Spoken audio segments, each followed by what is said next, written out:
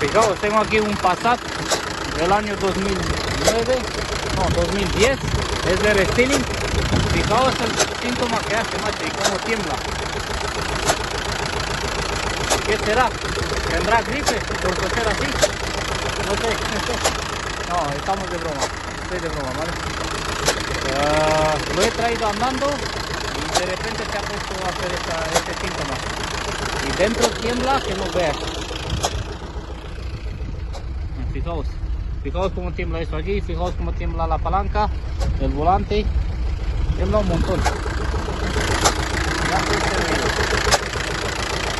No tengo ni idea qué puede ser.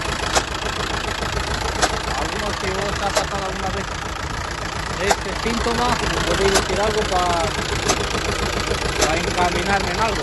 No sé si será bimasa, pero no creo, porque le pisas el embrague y es lo mismo. Saca